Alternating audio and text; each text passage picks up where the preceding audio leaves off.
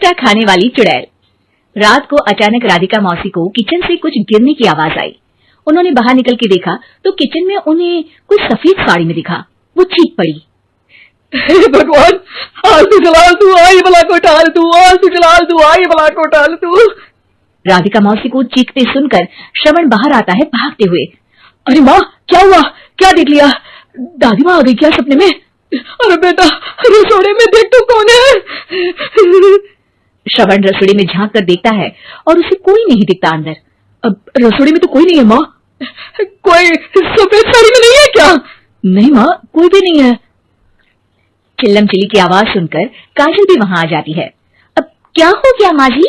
अरे बेटा, रसोड़ी में एक चुड़ैल थी सफेद साड़ी में। अरे क्या कर रही थी वो अंदर? अरे बताया नहीं, कल आएगी ना तो पूछूंगी। चुड़ैल जी, आपका क्या प्लान है? माँ जी, रात बहुत हो गई है, आपने कोई बुरा सपना देखा होगा, चलिए सो जाइए। राधिका मौसी सोने तो चली जाती है पर उनको रात भर नींद ही नहीं आती। वो कुछ भी उलझुल बातें सोचने लगती है। कहीं चुड़ैल की वजह से तो घर में टेंशन नहीं हो रहा, कहीं उसी की वजह से तो वो दादी नहीं बन पा रही। सुबह जब राधिका मौसी रसोड़े में छानबीन करती है तो पाती है कि नींबू का अचार गायब है। चुड़ैल नींबू का अचार ले गई, मुझे तो ठीक नहीं लग रहा कुछ। चुड़ैल को भी पता है कि जिंदगी का असली मजा तो खट्टे में ही है। राधिका मौसी झट से श्रवण को फोन कर देती है। बेटा, मुझे समस्या समझ में आ गई है, हमें एक तांत्रिक की जरूरत है। अरे क्या बोल रही हो माँ, तांत्रिक की क्या जरूरत है? आप पूजा पाठ तो कर ही रही हो ना। आलतू जलालतू मंत्र सारे फालतू जैसे कुछ मंत्र पढ़ो, चली जाएगी अपने आप चुड़ैल। अरे नहीं बेटा, कभी चुड़ैल को कम नहीं समझते। अरे तुझे पता भी नहीं चलेगा कि कभी वो छल करके काजल की जगह घर की बहू खुद बन जाएगी। क्या माँ, कुछ भी बोल रही हो? कहाँ काजल और कहाँ चुड़ैल? वैसे एक बात बताओ, काजल को अगर गाने के लिए बोल देना तो चुड़ैल काजल की आवाज सुनकर घर तो क्या धरती लोग छोड़कर चली जाएगी। तुम ना पढ़े लिखे बच्चे हर चीज को मजाक समझते हो। तुम रहने दो, मैं खुद ही तांत्रिक को बुला लेती हूँ। अच्छा सुन, शाम को इमली लेके आना। क्या है कि चटनी खाए बहुत दिन हो गए है ना। नहीं माँ, इमली तांत्रिक से ही मंगवा लो ना, आटा वगैरह भी उसी से पिसवा लेना। देखो मुझे काम करना है। श्रवण रात को कई तरह की सब्जियों के साथ माँ के कहने पे चटनी के लिए इमली भी ले आया था, लेकिन राधिका मौसी के दिमाग में अलग ही फिल्म चल रही थी। उन्हें अब सिर्फ शक ही नहीं यकीन होने लगा था कि शायद चुड़ैल ने श्रवण पर अपना जाल बिछा दिया था, जिस वजह से श्रवण उनकी बात ही नहीं मान रहा था। पर कोई नहीं, आने वाली रात में राधिका मौसी खुद तैयार हो गई चुड़ैल को पकड़ने के लिए। रुद्राक्ष की माला, तुलसी का पत्ता, हनुमान चालीसा सब हाथ के पास ही था, बस चुड़ैल का इंतजार था। और जैसा राधिका मौसी ने सोचा था वैसा ही हुआ। वो चुड़ैल उस रात भी आई, पर वो राधिका मौसी से तेज निकली और राधिका मौसी के उससे पकड़ने के पहले ही वो भाग खड़ी हुई।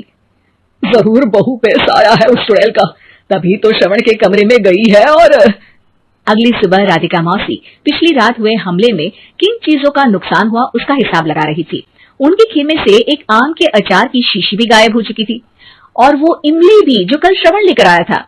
राधिका मौसी इस बारे में सोच ही रही थी कि श्रवण जल्दी से रसोड़े में आकर दवाइयों की पोटली ढूंढने लगता है। अरे बेटा, क्या हो गया?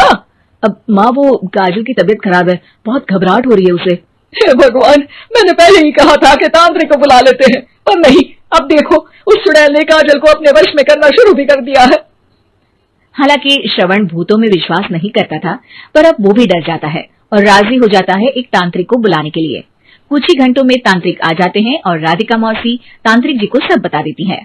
घर संकट, घर संकट, चुड़ैल को मारू जोर चाकट, ओम भाट स्वाहा खटखाटे आहा।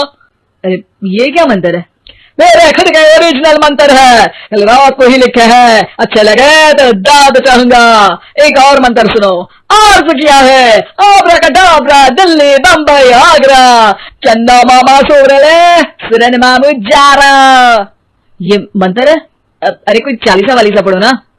वक्त कम है, 40 नहीं पड़ेंगे, 20-25 में काम चलाना पड़ेगा। अलक निरंजन जाके लंदन, मुफ्त का मंजान घिस मेरे नंदन। अरे जल्दी करो तांत्रिक जी, जल्दी करो। तांत्रिक अपने उल झलूल मंत्र पढ़ने लगता है। श्रवण को तांत्रिक पे शक होता है। वो अपने एक डॉक्टर दोस्त को कॉल कर देता है ताकि कोई अनहोनी हो तो इमरजेंसी में चीजें मैनेज हो जाए। तांत्रिक धुनी रमाता है जिसकी वजह से कमरे में काफी धुआं हो जाता है और जिसकी वजह से बहू की घबराहट बढ़ जाती है। अब भागेगी चुड़ैल। हाँ, बहू खांसते हुए धुएं से बचने के लिए बाहर चली जाती है। अरे भाग रही है, भाग रही है। पीछे पीछे श्रवण भी जाता है। बहू एक सोफे पर बैठ जाती है।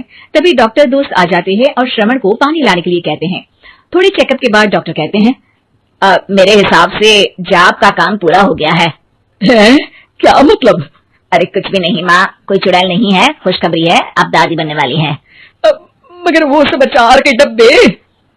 श्रवण दोनों अचार के डब्बे अपनी माँ को दिखाता है जो कि उनके बिस्तर के नीचे छुपे हुए थे। आपने सही बोला था माँ, वो चुड़ैल काजल ही थी जो खट्टा खा रही थी। हमें कल ही पता चला, पर हमने आपको ये तांत्रिक वाला काम करने दिया ताकि आपको भरोसा हो जाए कि भूत वगैरह कुछ होता ही नहीं। अच्छा अच्छा, ये तो बड़ी खुशी की बात है। पर बेटा मुझे एक झाड़ू तो ला दे। क्यों माँ? ये तांत्रिक का भूत उतारती हूँ मैं। अब तांत्रिक राधा मौसी के डर से घर से भाग निकलता है और राधा मौसी उसके पीछे भागती है। अरे संकट ये घनघोर है, तांत्रिक मुआ चोर है।